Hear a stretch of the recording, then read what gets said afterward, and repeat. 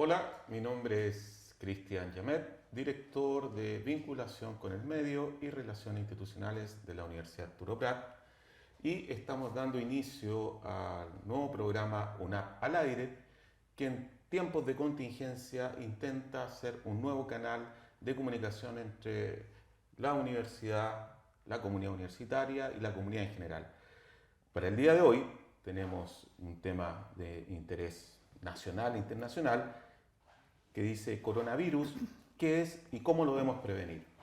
Para eso tenemos invitados en este panel a Carolina Moscoso Barrueto, académica de la Facultad de Ciencias de la Salud de nuestra universidad. Ella es enfermera, magíster en docencia para la educación superior, diplomada en infecciones asociadas en la atención en salud y hoy coordinadora de crisis sanitaria en la UNAP, con un amplio trabajo en esta y otras áreas. Muchas gracias, Carolina. Gracias. Además, nos acompaña Alberto Martínez Quesada, rector de la Universidad Arturo Prat. Él es ingeniero civil industrial, máster en administración, España, y en dirección y organización de empresas. Es diplomado de estudios avanzados en España y tiene una experiencia profesional de 3 décadas desempeñándose en instituciones del sector público, privado, académico, productivo y de servicio. Muchas gracias, señor rector, por estar acá. Gracias, Cristian, un placer. Además nos acompaña Erwin Strasburger Figueroa, académico de la Facultad de Recursos Naturales Renovables de nuestra universidad.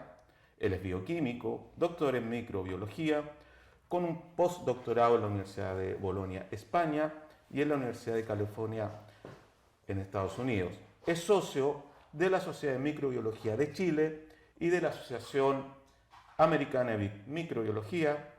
En la actualidad está trabajando como investigador de la UNAP y en colaboración con la Universidad de California desarrolla tecnología para utilizar probióticos y nanoesferas que combatan el cáncer, permitan elaborar vacunas. Muchas gracias, Erwin, por estar acá acompañándonos. Gracias por la invitación.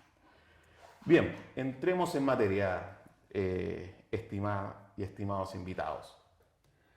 Doctor Erwin, para que la comunidad universitaria y la comunidad en general se pueda hacer una idea, ¿qué es un virus? Para tener una noción de qué es lo que estamos hablando. Sí, esa pregunta es muy interesante. Resulta que, según la teoría celular, la cosa viva más pequeña es una pequeña célula.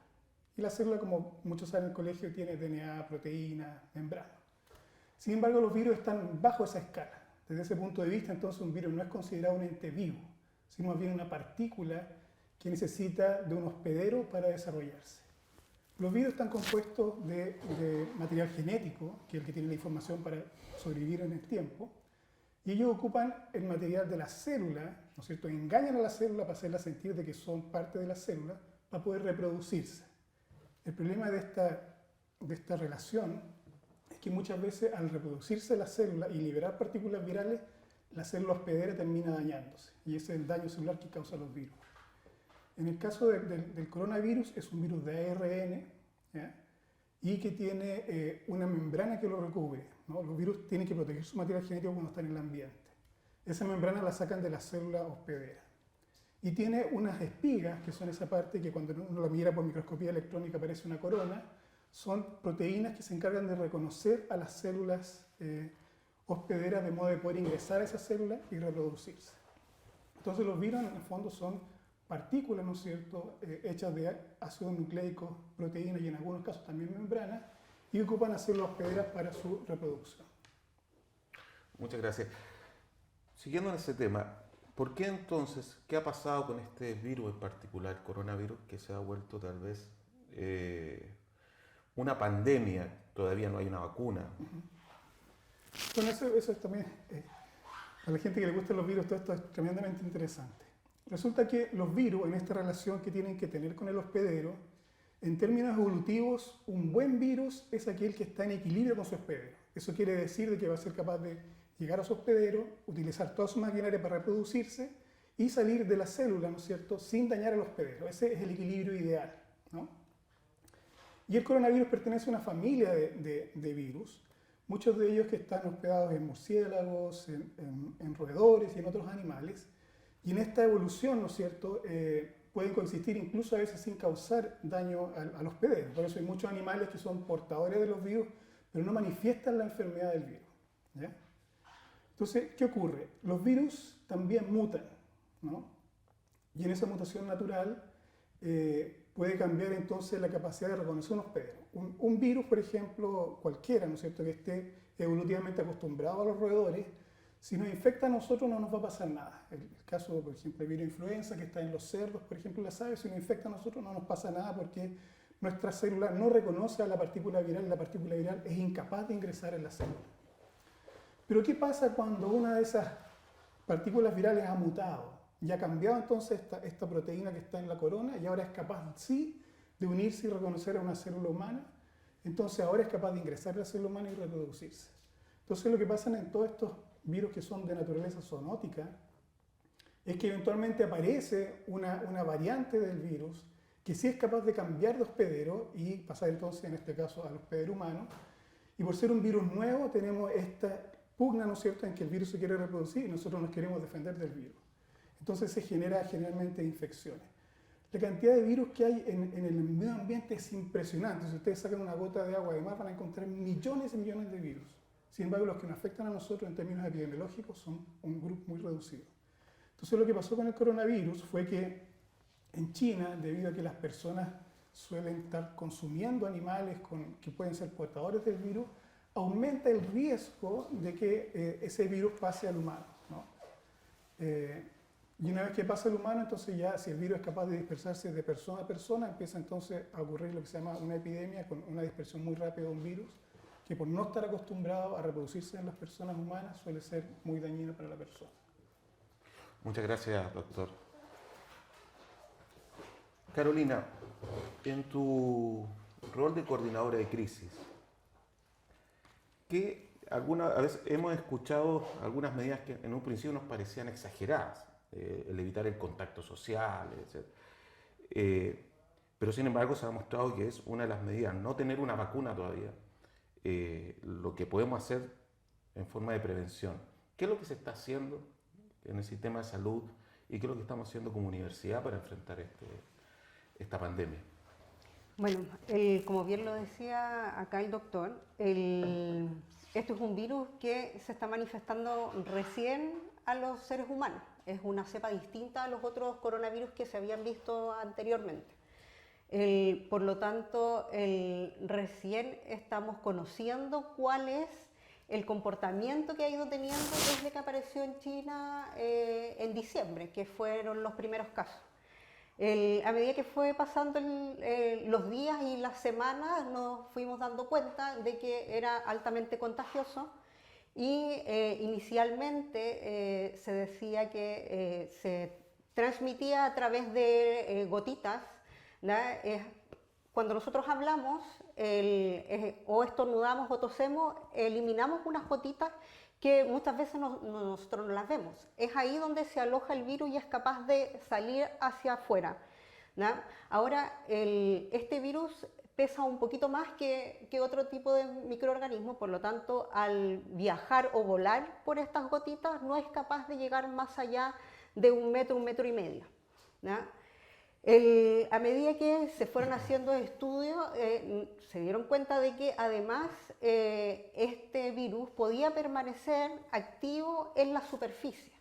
Entonces, cuando nosotros hablamos, ¿no? Y vamos botando estas gotitas, esas gotitas van cayendo, por ejemplo, ahora en la mesa, ¿no? Primero se decía que ese virus podía durar 2 horas, después se hablaron de 4 horas, 48 horas. Como esto se está estudiando a medida que va sobre la marcha, por decirlo de alguna manera, de acuerdo a las condiciones que cumple el lugar, va a ser la cantidad de horas que va a durar el virus en forma activa y va a poder contagiar al resto. Es por eso que el llamado, digamos, era a no tener contacto directo con las personas y a extremar las medidas de higiene, ¿no? Hay varios estudios que están hechos desde antes, digamos, que apareciera esto, donde decía que solamente el 25% de las personas en una población X se lavaban las manos con frecuencia. Muchas de esas personas ni siquiera se lavaban las manos después de salir del baño, ¿no? Claramente ese poco hábito o ese mal hábito de no lavarse las manos es un factor fundamental para que esto se vaya reproduciendo y tengamos lo que tengamos ahora. El virus tiene un periodo de incubación que puede ir de 2 a 10 días o 14 días. Ahí el doctor podría corregir o dar mejor esa información. Y en esos días es en el periodo donde el virus se va reproduciendo a través de nuestras células en el cuerpo y va aumentando la carga viral. Entre más carga viral haya en el cuerpo, más capacidad tenemos de poder infectarnos, ¿no?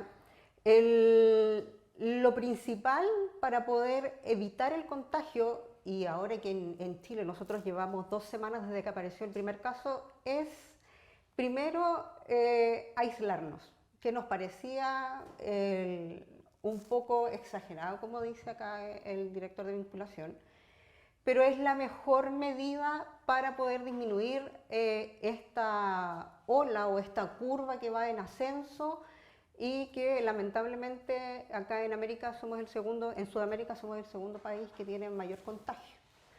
Entre menos nos movamos nosotros, los humanos, menos se va a mover el virus.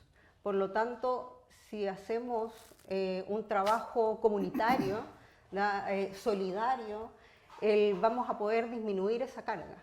Pero eso depende del rector, del doctor, de nuestros estudiantes y de la comunidad en general, ¿no?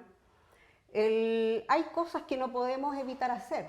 Tenemos que salir en algún momento a la calle, digamos. Por lo tanto, sí tenemos que mantener la distancia justamente por la distancia que puede saltar o volar o como quieran llamarle este virus a través de las gotitas. Así que si es que yo voy a salir y voy a tener que ir al banco porque tengo que ir o voy a tener que ir a la notaría, tratar de mantener esa distancia de 1 metro entre una persona y otra.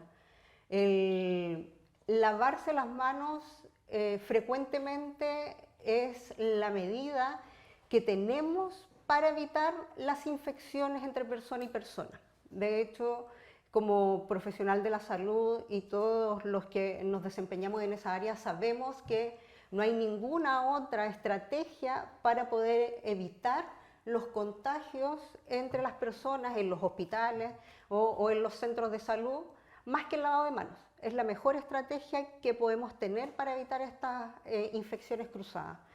El lavado de manos sí tiene que tener ciertas características. No puede ser un lavado de mano como pasamos la manito por el agua y listo. Muchos se lavan las manos de esa manera, ¿no? Debería tener una duración mínima, ¿no? Debiera de tener una duración mínima. 20 segundos. Para el lavado doméstico, el lavado de manos debiera de durar entre 20 segundos y 30 segundos, ¿no? Ahora, tiene algunas condiciones también ese lavado doméstico, que es utilizar la cantidad de jabón que me permita hacer la espuma suficiente para cubrir toda la superficie que yo voy a lavar, ¿no? El cubrir, ¿no? O hacer una fricción, ¿no? Enérgica en las manos, que vaya primero frotando las palmas, ¿no? Luego los dorsos de la mano, y cuando yo hago el lavado de manos con el dorso tengo que incluir, ¿no? La zona interdigital que entre los dedos. Entonces primero vamos con una, después vamos con la otra, ¿no? Y después tengo que lavarme, ¿no? Entre los dedos, ¿no? Hay algunas cosas que nos olvidamos muchas veces de hacer, que es la zona de nuestros dedos, o sea, de las uñas y de las yemas. Por lo tanto, debiéramos de hacer movimientos circulares para limpiar nuestras uñas y la yema. Lo mismo con la otra mano. Y hay algo que también se nos olvida, que son los pulgares. Cuando yo hago esto, en ningún momento toco pulgares, ¿no? Por lo tanto, tengo que incluir, ¿no?, los pulgares, ambos. Y al último, las muñecas, ¿no? Nosotros en salud decimos que siempre vamos a limpiar desde lo más sucio, desde lo más limpio a lo más sucio, ¿ya? Por lo tanto, vamos a limpiar, ¿ya?, desde la yema, ¿no?, hasta llegar a las muñecas. Y después tengo que enjuagarme con abundante agua corriendo, ¿ya? Hay algunos videos en las redes sociales donde incluso muestran el lavado de manos en lavatorios, ¿ya? Eso no sirve, el agua estancada no sirve. Ahora sabemos que incluso en nuestro país y en otras regiones de Sudamérica hay lugares donde no hay agua, ¿no?, que tienen que usar o camiones aljibes o muchos también tienen agua de pozo. Eso es una dificultad para poder evitar la transmisión, ¿no? Nosotros en nuestra ciudad afortunadamente tenemos agua, ¿no?, que sale de los grifos y podemos lavarnos con abundante agua, procurando sí que no quede ningún resto de jabón en las manos, o sea, tengo que sacarme toda la espuma. Si yo dejo parte del jabón en las manos con espuma, eso puede ser un caldo de cultivo para que no solamente el virus del coronavirus, sino que cualquier otro microorganismo se reproduzca más rápidamente.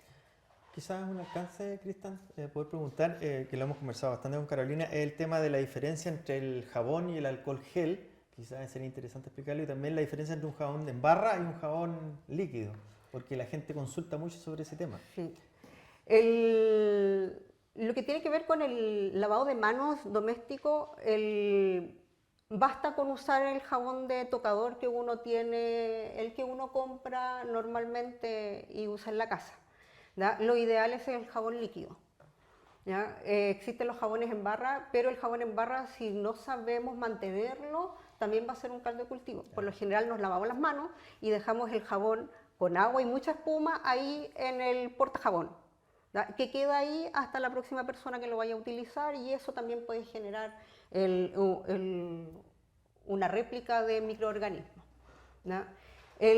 Por lo tanto, debiéramos de preferir el jabón en líquido, ¿ya?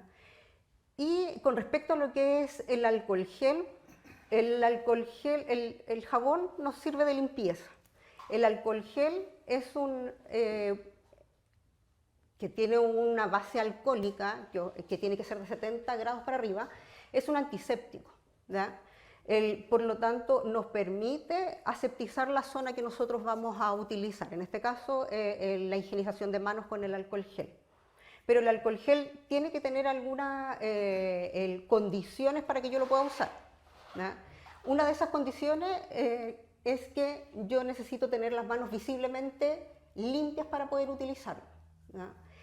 Y lo otro es que si yo utilizo el alcohol gel en mis manos, y mis manos tienen partículas o material orgánico, se va a inactivar.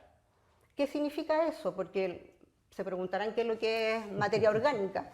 Y materia orgánica puede ser tierra, los niños juegan con tierra, ¿no? Puede ser, no sé, restos de una fruta. ¿Has comido fruta? El niño o uno come fruta, digamos, y después quedan pegajosas, y yo me echo alcohol gel, el alcohol gel ya no cumple su función, ¿no? Está indicado que al momento de toser o estornudar tengo que utilizar de preferencia un pañuelo desechable, inmediatamente botarlo en el papelero, ojalá con tapa, ¿no? Y si no tengo el papel, utilizar el ángulo interno del antebrazo, o sea, del codo del antebrazo, ¿no? Pero muchas veces no tenemos esto como de conciencia de hacer esta técnica, si es que no tenemos el papel. Muchas veces vamos a estornudar y hacemos esto, ¿no? Y eso sale como forma natural. Si por ese motivo yo voy a estornudar o toser y me llevo las manos a la boca o a la cara, perdón, y me echo alcohol gel, voy a tener material orgánico. Por lo tanto, el alcohol gel tampoco va a servir. Ahí yo tengo que utilizar agua con jabón, ¿no? Podríamos quizás fortalecer el lavado de manos, lavándonos las manos, y después utilizar el alcohol gel, pero el alcohol gel también necesito echarme la cantidad de alcohol gel suficiente para cubrir todas las manos y muchas veces la gente hace esto nomás. Tengo que utilizar la misma técnica que utilizo para el lavado de manos. Interdigital, el dorso, las palmas, el pulgar y posteriormente las muñecas.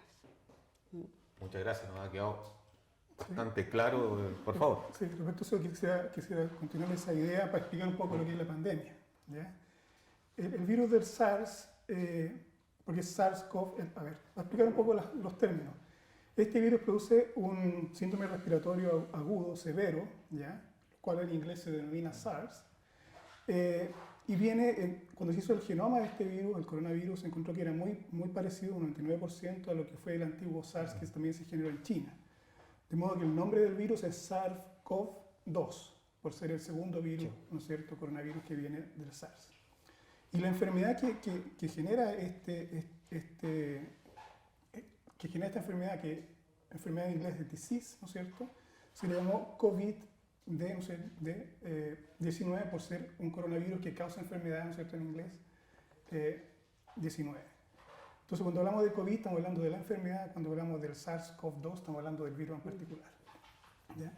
Resulta que esta versión del virus, en sus proteínas, que son la parte de la corona, que son las que reconoce las células hospederas, su estructura de proteína tiene mejor afinidad por el receptor que el antiguo SARS. Por lo tanto, tiene más capacidad, ¿no es cierto?, de poder infectar a las personas. Y como cualquier virus respiratorio, ¿no es cierto?, va a ser transmitido, tal como voy a explicar aquí la señora, es por el contagio de manos o por estas gotitas de flique, ¿no es cierto?, que saliva, ¿no?, que se genera. Entonces, eso en un principio, cuando aparece un brote, ¿no es cierto?, la primera persona contagiada y empieza a contagiar al resto, se denomina epidemia, porque es una situación epidemiológica local, ¿no? Sin embargo, cuando esta epidemia empieza a pasar a otros países, ¿no es cierto?, y son muchos países involucrados, ahí se genera lo que se conoce como una pandemia. Ahora, en términos de la Organización Mundial de la Salud, ellos estaban acostumbrados a declarar pandemia cuando era una situación incontrolable, ¿no? Entonces, por eso el sentido también de pandemia en términos generales, cuando ya es algo que nos sobrepasa a todos, ¿no es cierto?, y no hay cómo contenerlo. Por eso le tomó mucho tiempo a la Organización Mundial de la Salud poder definir efectivamente que era una pandemia. Además que hay motivos también políticos de por medio, porque significa generar otros recursos y otras estrategias cuando hablamos de pandemia.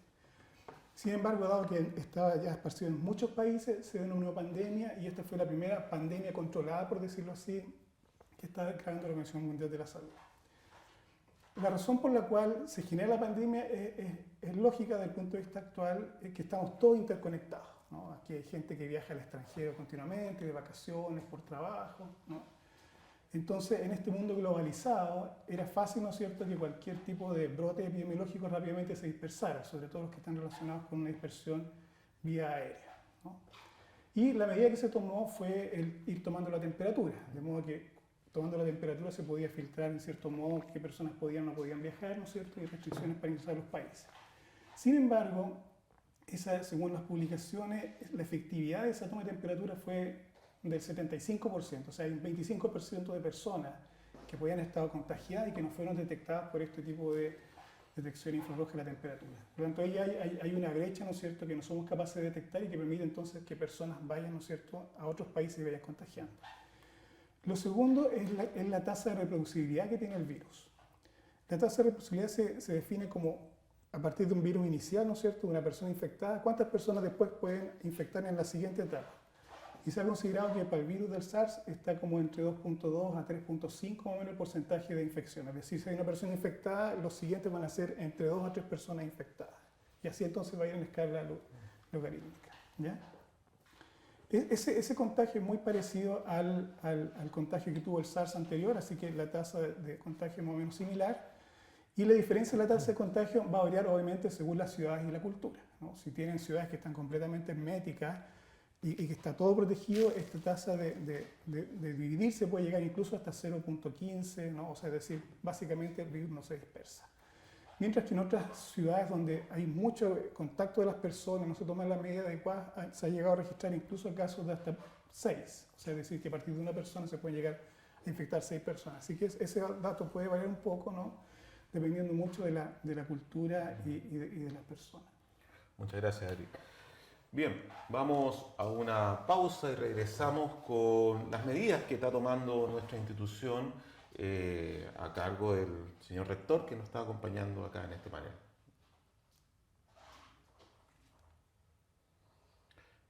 Bien, estamos de regreso en UNAP al aire, un programa de la Dirección de Vinculación de la Universidad Arturo Prat, que también se transmite por Radio UNAP 101.9 y por las distintas redes sociales, institucionales y portal de nuestra universidad. Estamos conversando junto al doctor Erwin Strasburger, a la enfermera Carolina Moscoso y también con la presencia del rector de nuestra universidad, señor Alberto Martínez. Quedó pendiente, bueno, en este contexto en que hemos de alguna manera comentado qué es lo que es un virus, cuáles son las medidas de higiene básicas que pueden ser preventivas. Pero como universidad se tomaron decisiones importantes durante el fin de semana. Si nos pudiera comentar, a propósito de que este va a ser uno de los canales que va a poder comunicarnos con la comunidad universitaria y la comunidad en general. Sí, bueno, primero que todo agradecer a la comunidad triestamentalmente por la excelente predisposición. Y principalmente a todos esos equipos que han estado colaborando no solamente al interior de la universidad, sino que también hacia afuera. Nosotros como institución nos hemos puesto a disposición de las autoridades regionales respecto a la colaboración. En particular, equipos están trabajando en posiblemente elaborar alcohol gel, porque están agotados en todos lados. La farmacia donde uno va está agotado. Por lo tanto, la gente de aquí está, en un comienzo elaboró internamente, pero hoy en día... Con la autoridad hemos coordinado la posibilidad de nosotros producirlo. Y hacia el interior, bueno, de la semana pasada que se estaban conversando este tema, también contarle a la gente que el Consejo Rector a nivel nacional también está coordinado todo el día comunicándose respecto a las decisiones que se estaban tomando. En particular, la virtualización era una cosa consensuada que estaban tomando todas las universidades, pero nosotros quisimos ir un poco más allá, tratar de, a raíz de los consejos de los colegas, tratar de evitar al máximo que nuestros funcionarios y funcionarias, tanto académicos como administrativos, así como los estudiantes, estén, ojalá en sus casas, en sus hogares. Yo creo que esa es la recomendación. Y por eso mismo también tratamos de implementar todo lo que es el teletrabajo, utilizando los correos electrónicos, la desviación de las llamadas telefónicas, el equipamiento que utilicen acá en la universidad los funcionarios y funcionarios también los pueden llevar a sus casas y por lo tanto tratar de reducir al mínimo la cantidad de personas que están circulando en el interior de la universidad, porque uno me pregunta, pero ¿por qué tanto si al final las personas están lejos? No, pero en algún momento se juntan. Por ejemplo, hoy día subí un ascensor y después pusieron 4 personas más. Entonces, y ahí ya no estás respetando el metro mínimo de distancia que te están pidiendo. Por lo tanto, el que uno pueda tener la predisposición de mantenerse un poco aislado, uno dice yo estoy en mi oficina, sí, pero en algún momento interactúas y eso también puede ser de riesgo. El que hayan personas dentro de las instituciones también conlleva que eso tienes que también tener las personas que prestan soporte a esa función, las personas que hacen aseo y por lo tanto vas multiplicando la cantidad de personas que puedan estar en los que nosotros hemos llamado turnos éticos, que ojalá sean los menos posibles. Entre ayer y hoy día se han tratado de implementar una serie de tecnologías que las personas puedan estar en sus casas, por ejemplo, emitiendo los certificados, que en sus casas pueden emitirlo, ponen los sellos, los timbres que correspondan, se escanea y después se le envía a la persona de manera digital. Y eso yo agradecer a toda la gente que ha tenido una excelente predisposición. La decisión también fue triestamental. En el Consejo Académico que sesionamos el día domingo, participaron el estamento académico, el estamento administrativo y el estamento de estudiantil. Por lo tanto, para nosotros también es un orgullo tener una comunidad con ese nivel de madurez y que han sido bastante respetuosos y obedientes en cuanto a tratar de cautelar la seguridad no solo de nosotros, sino también de nuestras familias. Porque también lo comento con las personas, nosotros a lo mejor podríamos ser resistentes a este virus, ¿cierto? Los niños quizás también. Pero nuestros padres, nuestros abuelos están más expuestos y esa es y la gente que, como se dice técnicamente, están más expuestas, también en ellas tenemos que pensar. Por eso preferimos pecar de sobrereacción, de una sobrereacción a ser más pasivos. Señor rector, en el caso de los académicos que están realizando, muchos de ellos, perfeccionamiento en Europa, etcétera, así como estudiantes que estaban en intercambio. Tengo entendido que usted dio orden de tomar contactos con ellos, ver en qué situación están, cuántos de ellos regresan, incluso apoyo, etcétera. Bueno, efectivamente, el equipo directivo ha estado preocupado de nuestras y nuestros colegas que están en otros lugares para que no se sientan solos. Nuestros estudiantes también, la misma Federación de Estudiantes desde un comienzo está preocupada de sus compañeras y compañeros que están en otros lados. Hay un grupo específico que está en Granada, que se desplazó a Madrid para poder embarcarse el día de hoy. Vamos a ver si efectivamente los dejan embarcarse y después que en Santiago de Chile también los dejen ingresar y el test que le hagan va a determinar si se tienen que hacer cuarentena en Santiago o pueden venirse a Iquique. Y cosas que a lo mejor las personas no dimensionan, pero por ejemplo nuestros estudiantes nos decían de que en España, bueno, en Europa en general y en otros países donde está esto muy complicado, los precios se han ido disparando, el euro se ha disparado y por lo tanto para ellos la situación de comprar elementos para su mantención también se va complejizando. Y por eso también la Dirección de Asuntos Estudiantiles con Relaciones Internacionales está en contacto directo con ellos, con la Federación de Estudiantes y en algunos casos también los padres que se preocupan. Yo sé que nosotros sabemos y entendemos la posición de la Federación de Estudiantes respecto a que ellos son adultos, sí, son adultos, pero no quita que un papá pueda estar preocupado y nosotros no podemos negarle esa información tampoco. Así que sí, efectivamente también estamos preocupados de nuestra gente que está afuera. Muchas gracias. Erwin, en tu exposición hablaste de que cómo se está desarrollando esta pandemia ha colocado a la ciencia y la tecnología médica en un nivel de exigencia porque no tiene muchas respuestas. ¿Cómo lo ve alguien desde la investigación este momento, que es un momento histórico? Hablan de una pandemia similar a la que había casi en el medioevo, o sea, donde no había una respuesta frente a esta situación. Bueno, esta situación de ahora pandemia, ¿no es cierto? Es todo un desafío para la ciencia. O sea, muchas veces los que trabajamos en investigación nos damos cuenta de los grandes avances que han ocurrido en ciencia en los últimos años y este es como el gran desafío para poner a prueba todos esos conocimientos. Durante mi estadía postdoctoral yo trabajé en el Centro de Vacunas de la Universidad de California y allá, por ejemplo, tenían tecnología basada en nanosferas para poder crear vacunas en 6 meses. O sea, ellos decían que si tenía el genoma secuenciado del patógeno, en 6 meses ellos podían desarrollar una vacuna que ya pueden empezar a probar en ratones, por ejemplo, y después pasar a lo otro fácil, generalmente toma 1 año o 2, para finalmente llegar a una vacuna ya de disposición del humano. Pero ya en 6 meses podían ellos tener una vacuna contra cualquier patógeno que ustedes quisieran. De hecho, la idea de ellos que era, uno podía incluso tener un kit que se puede llevar al laboratorio, ¿no? y en el laboratorio tú hacer la vacuna que tú quieres para el proyecto que tú estés interesado. Lo mismo pasa con lo que es las técnicas de identificación del virus, ¿no? Estos famosos PCR, RT-PCR y los test rápidos, ¿no es cierto? Han avanzado mucho en este tiempo y son parte importante del control de la epidemiología. Hay un artículo que trataba de averiguar por qué Corea fue tan exitoso, ha sido tan exitoso hasta el momento, ¿no es cierto?, en contener la cantidad de virus, de dispersión del virus. Y la explicación no fue tanto que la gente se quedara toda en casa, porque al menos lo que pasó en China es que como el 85% se contagió dentro del grupo familiar. Y era obvio porque la disposición que tuvo la política china fue tener a toda la gente en sus casas. Entonces finalmente fue ahí donde la mayor cantidad de las personas se infectaron.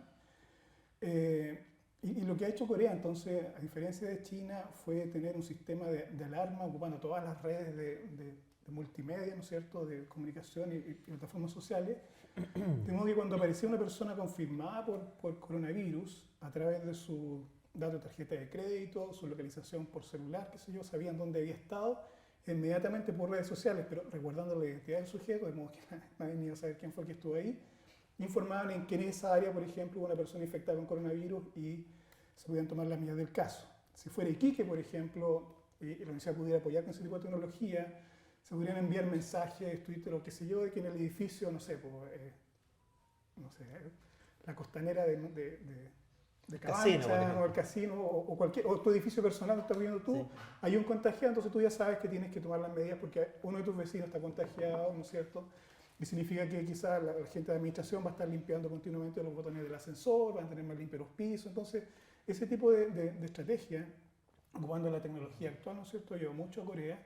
Y lo otro que ayuda mucho, y también se vio en China, es la detección temprana de los sujetos. Resulta que, si mal no recuerdo, de 8.000 personas que se le hicieron test para coronavirus, solo 3.000 salieron positivos.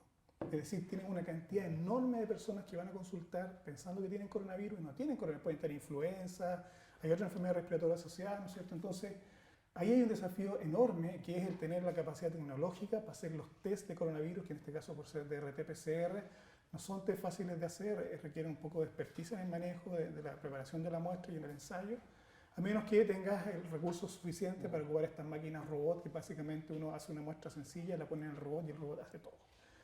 Entonces, desde ese punto de vista, la Sociedad de Microbiología contactó a todos sus socios para ver cómo la Sociedad de Microbiología podía apoyar, en cierto modo, el diagnóstico de estos test, porque significa que en algún momento, por ejemplo, Dios no quiera, pero si llegan a tener muchos casos, por ejemplo, aquí en la región o en cualquier otra región de Chile, la mejor estrategia es tratar de llevar todos los exámenes posibles a este RT-PCR para tener cierto grado de confirmación. Y eso significa tener la capacidad tecnológica, ¿no es cierto?, y tener la capacidad de infraestructura para poder hacer 1.000, 2.000 test diarios, ¿no? Lo cual muchas veces no es fácil de hacer. Y en ese sentido la universidad, con todo su equipamiento, ¿no es cierto?, y su tecnología, puede apoyar entonces al hospital regional o a otro tipo de instancias que se encargan de hacer estos tests. Para hacer detección temprana, los test rápidos no sirven porque los test rápidos se basan en base a la respuesta inmune que uno genera contra el virus y en la primera etapa esa respuesta inmune todavía no está. De modo que, bueno, volviendo un poco a tu pregunta, entonces este virus nos genera todo un desafío de poder generar esta tecnología y lo bueno es que hoy en día la tecnología está. O sea, y como por lo mismo por esta movilidad que tenemos nosotros los académicos, ¿no es cierto?, que siempre estamos colaborando con colegas en otras partes del mundo, traer esa tecnología para acá y implementarla aquí cada vez más factible. O sea, aquí es perfectamente posible que si invertimos en tecnología podamos desarrollar nuestras propias vacunas, ¿no es cierto?, generar métodos rápidos y modernos para hacer vigilancia epidemiológica, etc. O sea, está todo disponible y el gran desafío, yo creo que el gran desafío ya ocurrió. La curva de expansión que tenía China cuando empezó su infección era como para que fuera muy alta, ya está publicado esos datos, y dentro de esa curva de expansión después empezó a bajar rápidamente y logró contener, ¿no es cierto?, una epidemia que, como bien decías tú, en otra época, por ejemplo, habría sido gigantesca y casi prácticamente incontrolable. De modo que el desafío está y está ahora nosotros mostrar, ¿no es cierto?, desde el punto de vista de la ciencia y la academia, que lo que venimos publicando y lo que venimos haciendo realmente es capaz de responder a casos de emergencia como este. Muchas gracias, Luis. Carolina, justamente a propósito de estos dos grandes respuestas estatales y cómo han logrado contener la propagación del virus. El modelo chino y el modelo italiano, ¿no? Todos hablan del modelo chino que logra de alguna manera generar las políticas públicas de emergencia. Y en cambio un modelo italiano que fue un modelo que se relajó, que reaccionó tarde, etc. ¿Cómo estamos en Chile? Bueno, ahí va a entrar un poco también mi opinión personal. Creo que en muchas estrategias fuimos un poco tarde, ¿no? Yo al principio también pensaba que estábamos como exagerando con lo de China. Me tocó a mí vivir, yo trabajé 11 años en el servicio de urgencia, tanto acá como en Alto Hospicio, en el CGU, y me tocó vivir lo de la H1N1, y donde al inicio fue un caos, también colapsaron los servicios y decía, va a ser lo mismo. Van a encontrar la vacuna rápido, después esto va a disminuir y de todas las medidas que nos decían que teníamos que tomar, esto iba a ir disminuyendo. Pero nos fuimos dando cuenta que China, después Irán, España, Italia, que en 2 semanas aumentó considerablemente la tasa de contagiados. Y lo que llevamos desde el primer contagiado acá en Chile, llevamos 2 semanas. Y fue aumentando rápidamente la cantidad. ¿ya? Justamente por lo que contaba el doctor hace un rato atrás. ¿Ya? Lo otro que a mí me generaba, digamos, un poco de inquietud y ansiedad es que se iban anunciando ciertas cosas por televisión, pero cuando uno se metía a normativas circulares, decretos, salían tarde, ¿no? El sábado, por ejemplo, que se anunció que estábamos ya en fase 3, y el día domingo y el día lunes en la mañana en la página del ministerio todavía aparecían los protocolos de acción para la fase 2. Entonces, cuando pasa esto, digamos, se tienen que empezar a hacer cosas un poco más locales. Para poder estar también más informada, tuve comunicación con gente del Servicio de Salud, parte del equipo que estaba a cargo de la contingencia. Ellos me decían, nosotros estamos tomando algunas medidas locales. Ahora, creo que la labor de la enfermera aquí también es fundamental, ¿no?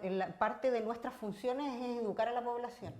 Y por eso yo también he sido como súper enfática y he repetido de que tenemos que lavarnos las manos, tenemos que limpiar nuestra superficie, tratemos de mantener la distancia, porque no tenemos el soporte para poder lograr recibir a todos los pacientes, que si bien es un porcentaje menor, que van a requerir de asistencia de hospitalizado, ¿no? Eso es interesante porque los europeos juntamente decían eso. Nosotros somos un estado relativamente fuerte y aún así no tenían la capacidad de recibir a muchos contagiados y se preocupaban por América Latina, pues, donde el estado no es tan fuerte, donde no tiene grandes sistemas de salud, de cómo van a hacer para poder retardar lo máximo esa curva.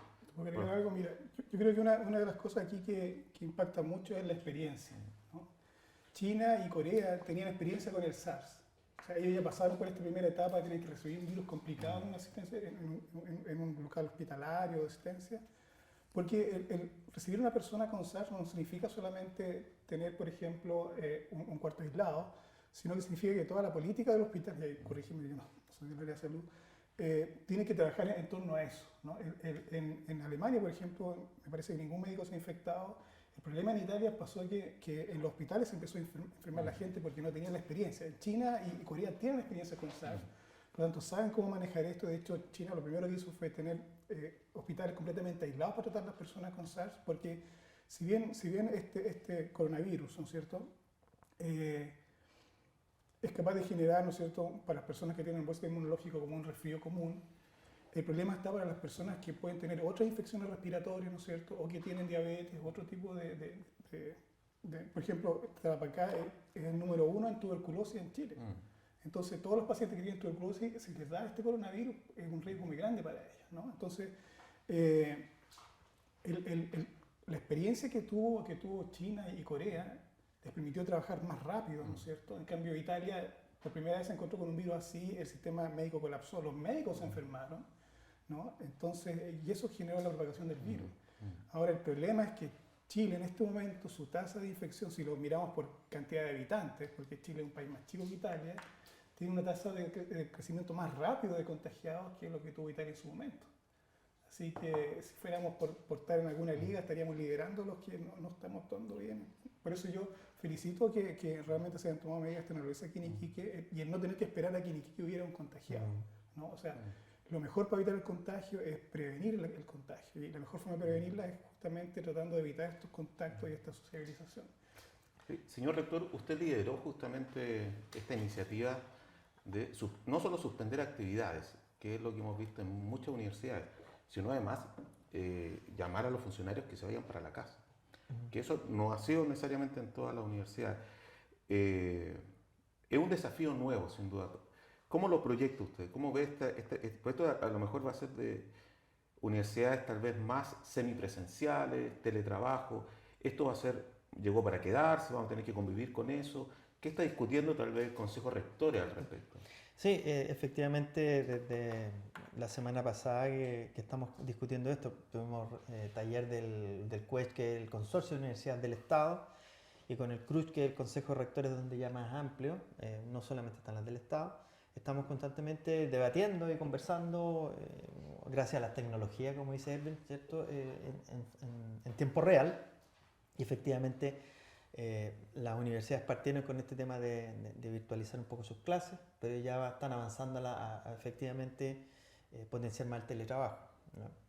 Y creo que eso es hacia donde también nosotros tenemos que avanzar, independiente de esta situación que estamos viviendo ahora, sino que en definitiva hoy en día los jóvenes que están saliendo también de los colegios, la enseñanza media, son más cercanos a la tecnología, por lo tanto también nosotros tenemos que entender aquello que esto está evolucionando.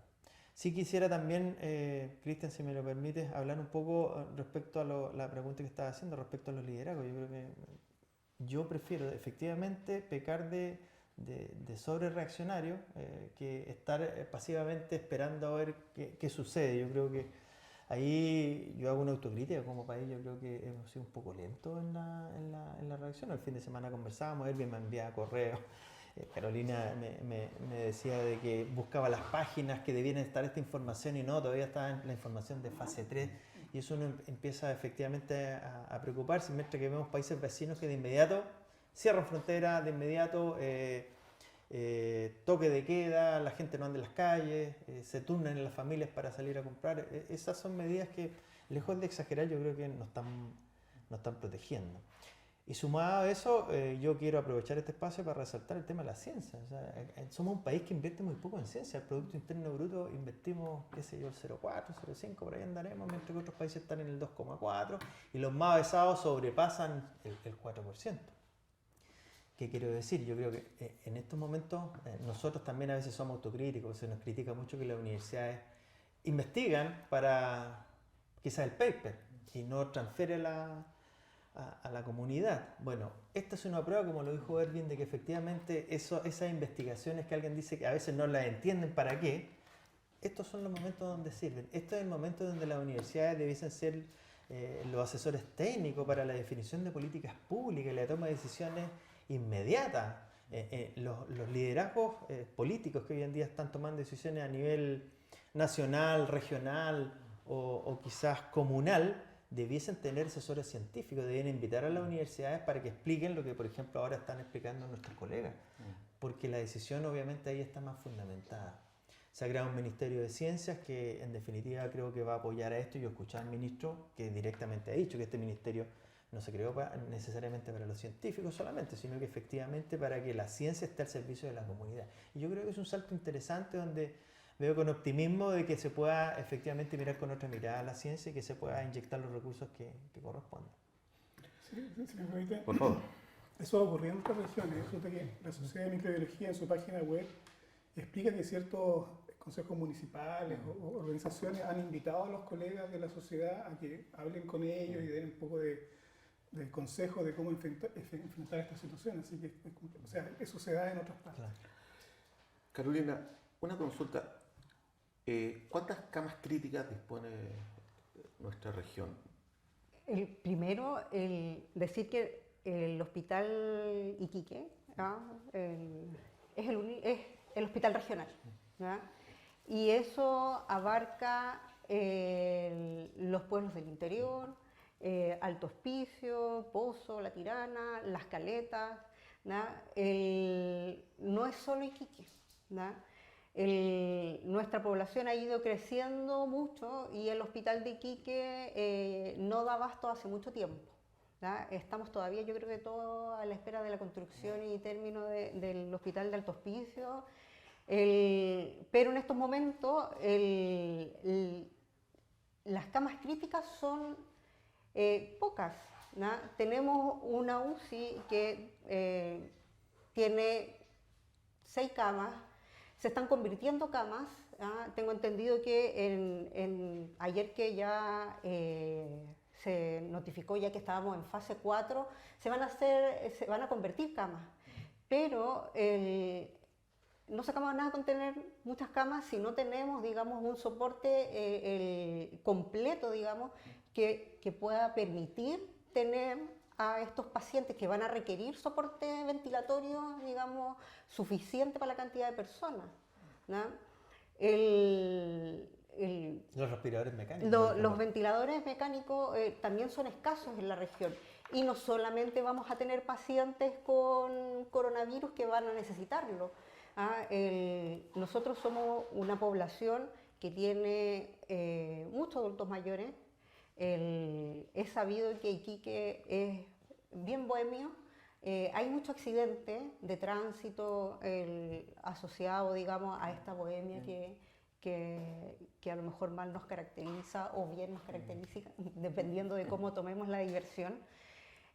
Por lo tanto, las UCI no solamente van a recibir a los pacientes que estén contagiados con coronavirus, sino que también a todo el resto de los pacientes infartados con accidentes cerebrovasculares, que tenemos muchos pacientes con esas características. Por eso el llamado es al autocuidado y al cuidado comunitario. Si yo me cuido y cuido a mi familia, voy a estar también cuidando a mi vecino, a la señora de la esquina, a la señora que vende en el negocio. Creo que ahí tenemos que ser solidarios y eso tiene que ver con una cosa como ya filosófica de cada uno, digamos, del querer cuidar al otro, ¿no? Que eso las enfermeras lo tenemos súper incorporado, no solamente por la profesión, sino yo creo que es una cosa que lo llevamos en el ADN. Por eso hay que ser enfáticos en mantener todas las medidas de prevención. Creo que eso es fundamental. Y también el llamado a bajar un poquito esta histeria que de repente nace ante algunas situaciones. Lo hemos visto en otras epidemias, lo hemos visto en el terremoto, donde la gente colapsa algunos servicios, ya sea de alimentación, ahora que esto tiene que ver con salud. Mucha gente va al hospital porque estornudó una vez, tosió una vez, le duele un poco la cabeza, al tiro piensan que tienen ahora coronavirus y se van al hospital colapsando los servicios. Para eso el Ministerio igual ha implementado un número de teléfono, que es el 600-360-7777, para que la comunidad pueda llamar y hacer las consultas. Es importante que si alguno tuviese la duda, digamos, tuvo contacto con alguien que viajó, ahora nos estamos contaminando entre todos, ya no hay trazabilidad, o sea, no hay cómo saber si es que alguien estuvo en el extranjero o tuvo contacto con ese que tuvo la fortuna de viajar. Pero no todos somos candidatos a acudir a los servicios. La gente que tiene un buen sistema inmunológico, los niños, los adultos jóvenes como nosotros que estamos aquí en el panel, lo más probable es que si nos contagiemos vayamos a tener sintomatología de un resfrío común, dolor de garganta, ¿verdad? No necesariamente va a haber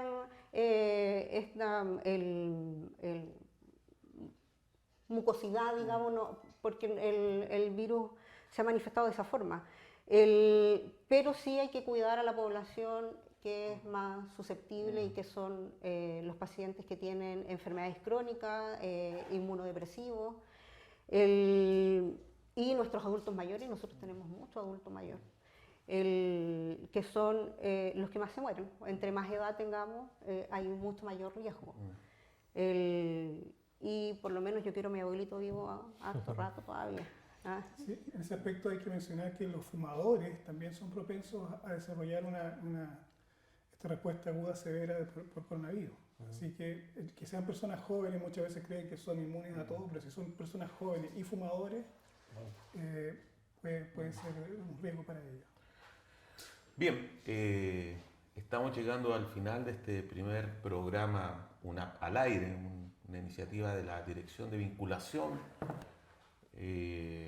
con el Medio y Relaciones Institucionales de la Universidad Arturo Prat, que se transmite por UNAP TV, por Radio UNAP y por las distintas plataformas de nuestra institución. Quisiera agradecer a Carolina por este compromiso público de estar acá, también a Erwin desde la investigación, también al rector por estar liderando esta campaña de prevención en la universidad, Agradecer también a quienes están detrás de las cámaras, esto a veces suena cliché, pero hoy día es muy importante porque son todos funcionarios que podrían estar en sus casas y voluntariamente dijeron no, queremos estar hoy día apoyando porque creemos que esa es la misión de una universidad pública, estar comunicando con su comunidad universitaria y con la comunidad en general. Así que agradecer a Rodrigo Orche, que está en la dirección, a Sebastián, a Marisol Salgado, que está en las cámaras, a Leslie Díaz, que es de la Radio UNAP, pero vino a apoyar acá. Entonces, es un compromiso y un equipo humano que sin duda me siento muy orgulloso de ellos y de ellas. Así que muchas gracias a todo el equipo de la Dirección de Vinculación que se la está jugando. Así que, señor rector, unas últimas palabras, si usted quiere, esa es su cámara de despedida. Bueno, llamar simplemente a cuidarnos.